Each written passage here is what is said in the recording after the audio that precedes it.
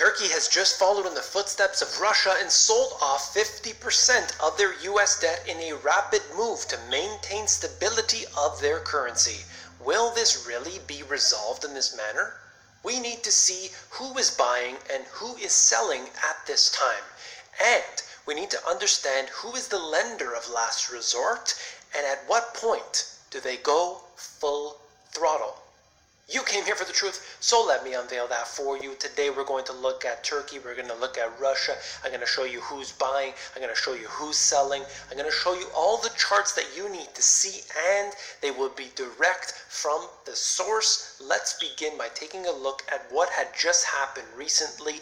I had done videos about this. Russia had decreased their treasury holdings down from nearly $100 billion to $14.9 billion in a very rapid move. They had been decreasing their positions over the last few years, but in a rapid move they decided to go ahead and drop them down significantly. There are multiple reasons for this. I've covered it in previous videos. Just wanted to show you that. Now today we have Turkey in a precarious position because of their currency, and they had decided similarly to decrease their positions over time, but again they really quickly sold off quite a few of them. They moved from this position about, let's say, $75 or $80 billion a few years ago, and now today they're sitting at 28.8, I believe the number is. So they have moved down quite a bit here in just a short period of time from 2017 into 2018, but most of that had come just recently. So we're going to see this continuing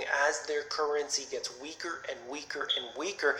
They will have to sell off their reserves. They will have to manipulate what they can. Now this article here, a country in the crosshairs of American foreign policy, has experienced a drastic decline in its ownership of treasuries, falling off the list of major foreign holders of U.S. government securities. This here, it's $30 billion. If you move below that, then you're not considered anymore a major foreign holder. It doesn't have any real significance. Of course, it's just a number. However, Russia fell below that level previously, and now Turkey has as well. I will show you the charts directly from the government that is going to give you that information, okay? But I just want to show you this first. So they had moved down, as I said, $28.8 billion. They decreased these positions over the last little while, and there are, again, many reasons for this. So who's buying, who's selling? Let's look into it. Cayman Islands. You could see that from 2016 to present, they had decreased their positions, but in the last little while, as other countries like Russia and Turkey have been selling, Cayman Islands has been buying. Now you have to understand, why is Cayman Islands buying? Well, Cayman Islands is often said to be nothing more than a shell to protect the real buyer. All right, a lot of money moves into Cayman Islands and they want to keep it secret. So that's what they're doing here. And who the actual buyer is, we don't know. But we can tell that it's coming through the Cayman Islands, and that is moving from a level of about, let's say, 165 up to now nearly 200. So this has been relatively significant enough to try and backstop some of the losses. Now Japan is one of those countries that is holding on to a massive quantity of treasuries. From the end of 2014, they were holding $1.25 trillion worth, and now today they're just above that trillion mark. So it is a significant amount that they've been selling off over the last little while, but they're doing it slowly. They're doing it methodically. They are not necessarily just overnight kind of selling it. They have been doing this quite some time here, going back to levels, in fact, not experienced since 2011. So it is quite low, although they do still have $1 trillion worth, so it is quite a bit. Now looking at this, China's treasury holdings, they are always fluctuating. You could see the big dip that it took at one point, moving just above the trillion mark, but then they started buying again. Now they're starting to sell again. So where they're going, we don't know, but it has been decreasing over the last little while something like Cayman Islands is coming in and having to buy it up. Then we look at the list, okay? This is directly from the Treasury's own website. I was accused previously of making up the charts, that this data is not relevant, is not valid, that I just create things out of my head. I don't know where people get these things from. But if you just want to, you can prove it to yourself. Don't even click the link in the description under sources, which I include in literally 2,000 videos that I've created on the channel. Okay, just go to a search engine and type in major foreign holders of treasury securities. You will get treasury.gov. You can pull up the data yourself. Okay, I've said it once again. Now, at the top of the list, China is there, Japan is just behind, and these numbers have flip-flopped on occasion, but ultimately you can see what occurs here, that these two countries alone have $2 trillion worth of U.S. treasuries. They're the big holders, that's very clear, but beyond that, I mean, we look into Brazil, even Ireland. A lot of people were surprised about that.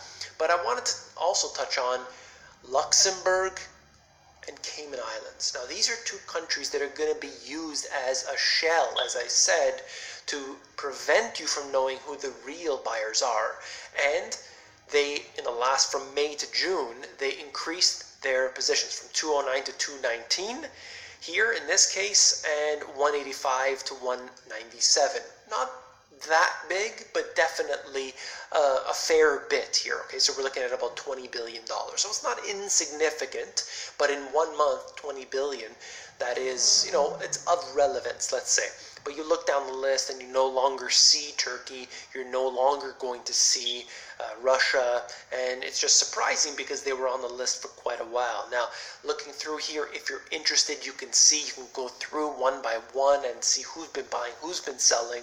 I mean, there have been, you know, minor sells and buys, whether it's Belgium adding $4 billion, and you just go through it if you're interested to see what they're up to, and you can compare basically over the last year, so I'm going back from June 2017 to present day, what they've been buying and selling.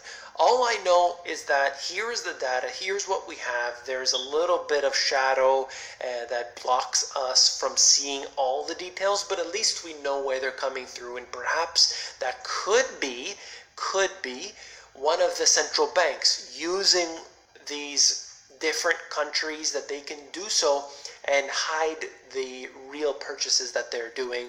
I don't know that that's what they're doing. I'm just saying that they could be doing that, all right? So that's a suggestion I have for you. Look into it a lot deeper, and I'm just going to touch on a couple more points before we end off here. Federal debt held by foreign and international investors. This is directly from the FRED website. I didn't make this chart up. I promise you that this is not a creation in Photoshop. I pulled it from the St. Louis Fed website, okay? So if you want to look it up for yourself, don't click on the link in the description under sources. Go to federal debt held by foreign and international investors. You pull up the St. Louis Fed's website, and you can see something I just wanted to note from here, a couple things, all right? Number one, the fact that, I mean, clearly this number has been expanding over the last few decades, very clear. One thing is that it's been stagnating over the last few years. That's one thing. If you look at it in the past, leading up to the year 2000, it also did this. In the lead up to the financial crisis, it wasn't quite a stall, but it was slower. The pace was slower in here. So that's something. I'm not necessarily suggesting it's completely correlated, but it's just an interesting point, okay? And that's it. You know, I want to move on right here quickly.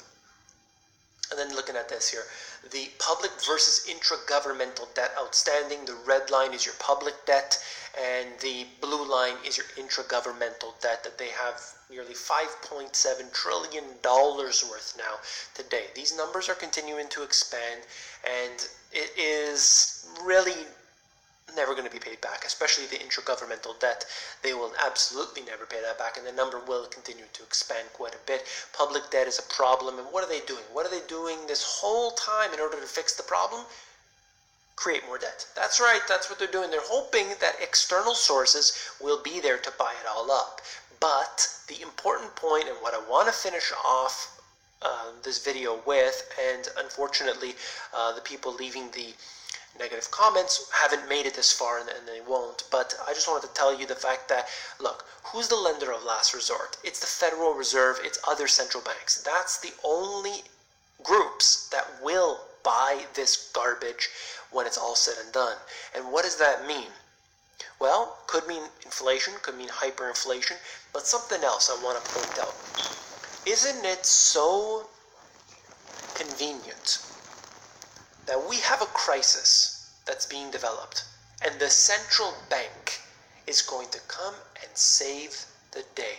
They're going to be able to print up a bunch of money and buy up all the assets, the mortgage-backed securities. They're going to be buying up all the stocks, all the ETFs, all the bonds, and all the everything that you can basically say that, oh, we need help with.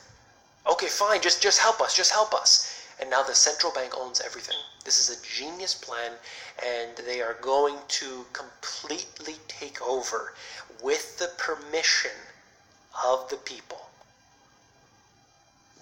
If you found this video informative, please give me a thumbs up. When you give me a thumbs up, it helps to support the channel. I do appreciate that very much. When I see the thumbs up, it makes me happy. So please